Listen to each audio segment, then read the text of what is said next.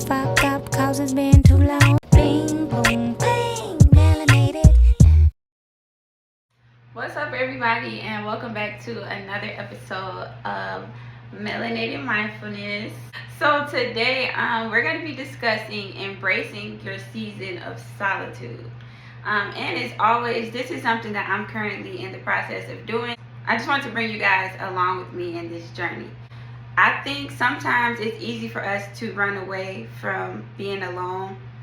You go through things in life with people and support systems, but sometimes you have to go within instead of going without.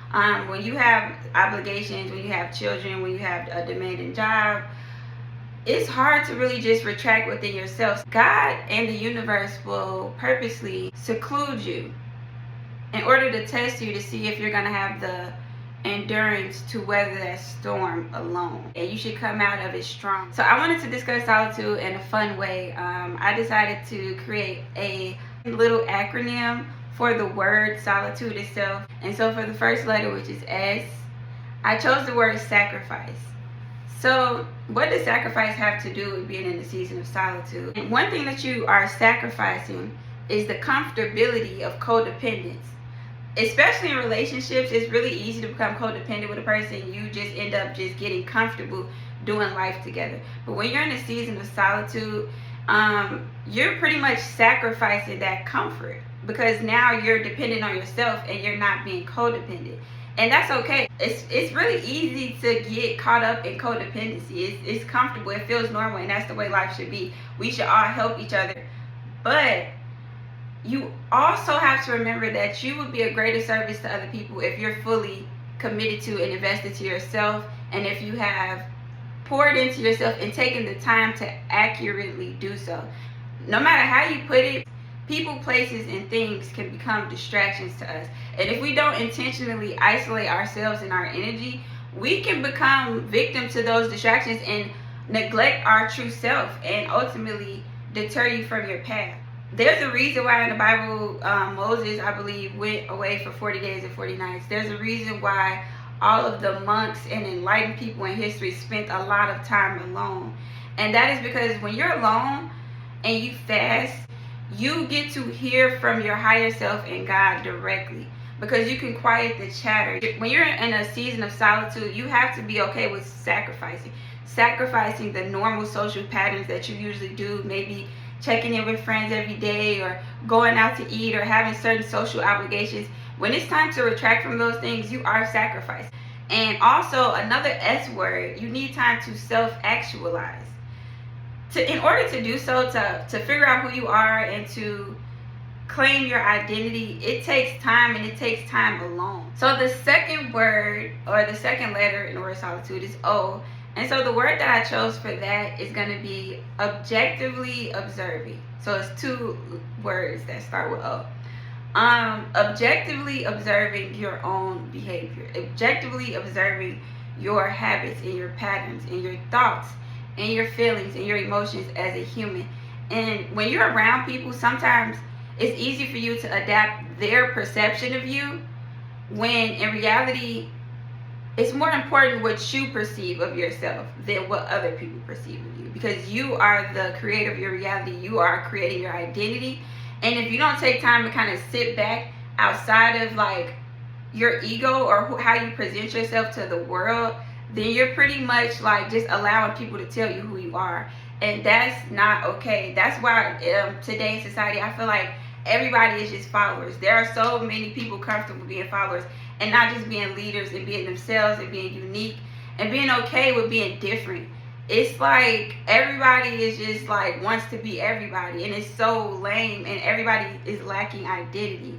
So if you take time to objectively observe yourself and assess who you are, like, what do I bring to the table? What is your purpose in life? Why are you here?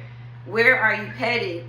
Like, when you take time to assess those things, you need to be alone, because those are only questions that you and God can answer. Of course, people can pitch in and give you ideas and versions of yourselves with their perception, but it's important to develop your own perception of who you are.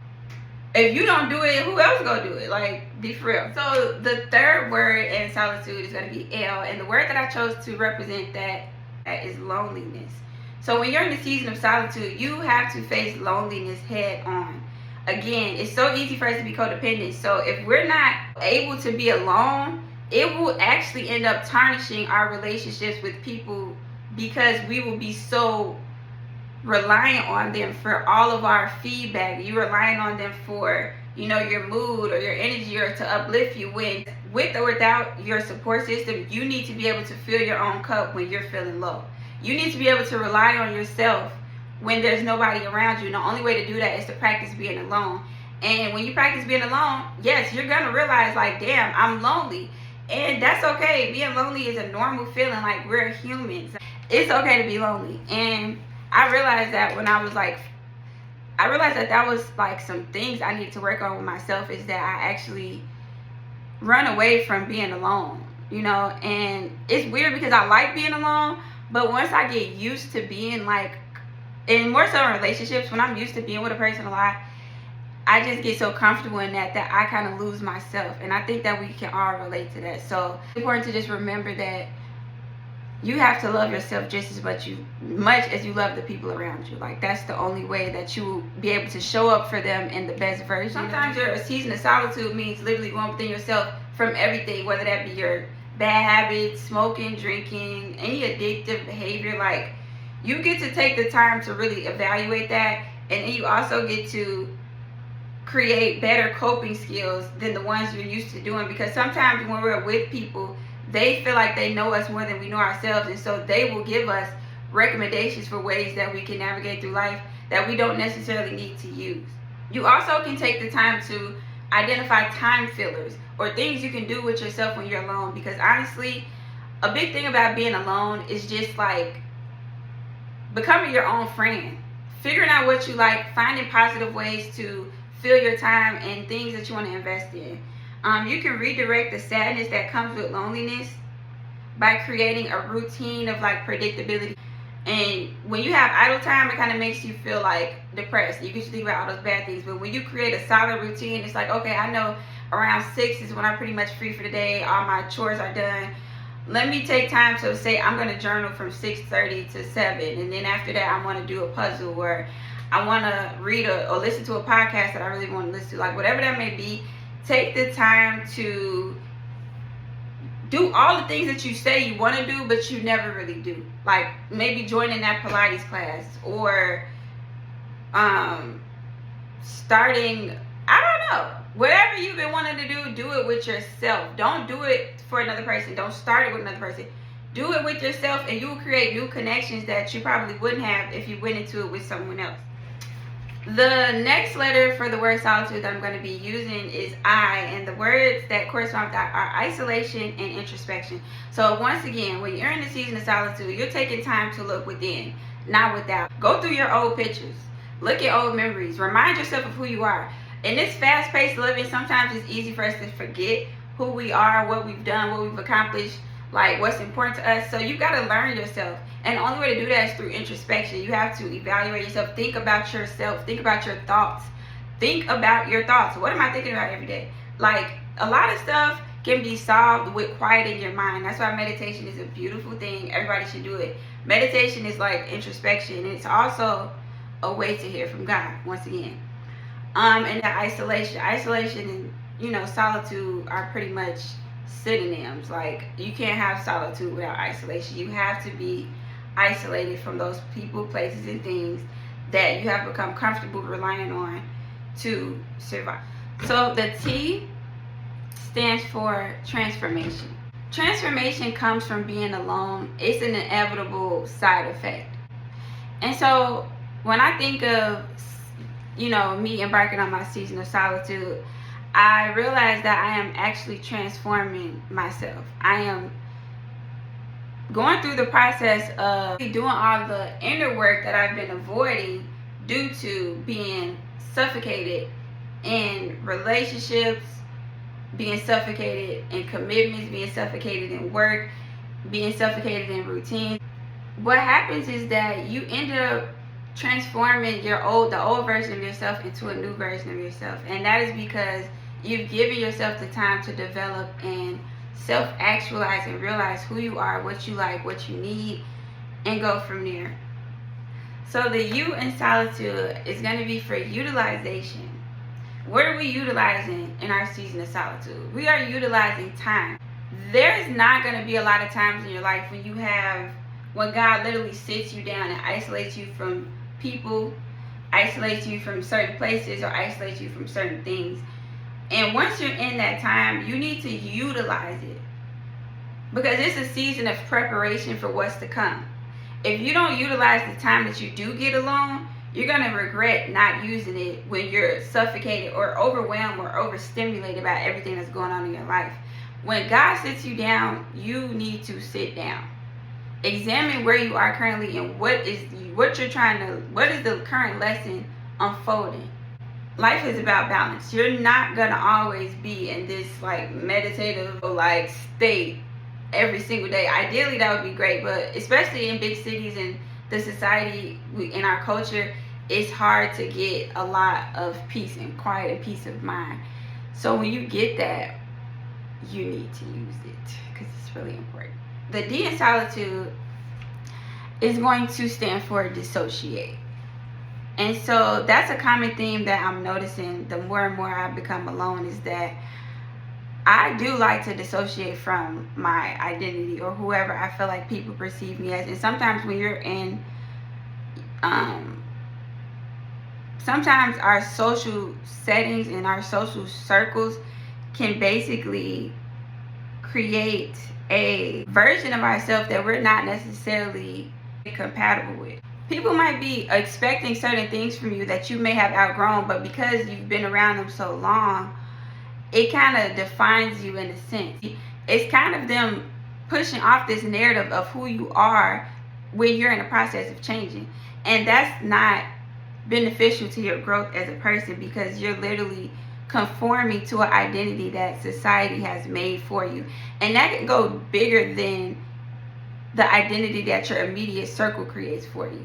There are also social identities on a larger scale that we kind of adhere to just by, say for instance, our race, our nationality, just different things culturally. Like however you identify on a larger scale, like if you identify as American, if you identify as a black person, there are certain things that come with that identity that sometimes you just want to detach from, and that's totally fine. It's totally fine to want to detach or dissociate from whatever version of you feel like exists. Like if you're in the middle of creating a new version of yourself, why do you have to bring along all of these older versions of who you used to be when you're transforming into a new person? You don't have to, and it's easier to do that when you are alone. So the last letter in this acronym is going to be E, and the E is standing for energy. So I always like to think of us as like batteries, electrical little batteries or whatever. And when you're around people, your battery is getting drained 9 times out of 10. Your battery is getting drained by things that you are participating in that you don't necessarily want to. But when you're alone, that is literally like recharging your battery. So when you're in your season of solitude, you have to be more intentional with where your energy goes. And you also have to be intentional with how you pour out. Like, are you pouring into others or are you pouring into yourself? This is the time where you need to be pouring into yourself selfishly. It's okay to be a little selfish during this season. You restore your energy, and that you charge yourself back up. Whatever that looks like for you, charge yourself through self-care. Charge yourself through getting rest.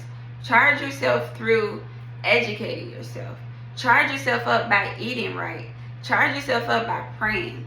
Charge yourself up. However you need to do that, you need to build up energy. When you're in your season of solitude, you need to be building up energy so that when you go back into the world, you are fully capable of handling everything else and also tending to yourself. Your season of solitude is basically like a recharge moment. This pretty much concludes my TikTok on your season of solitude. I feel like these words pretty much embody like the energy of what I've been feeling and just like trying to be alone. And if you're in one of these seasons, I just encourage you to like love yourself, give yourself kindness, and get through it. So I hope you guys enjoyed this video. Thank you again for watching another episode of Melanated Mindfulness. Make sure you guys like, comment, and subscribe. Share if you care. And have a blessed rest of your day.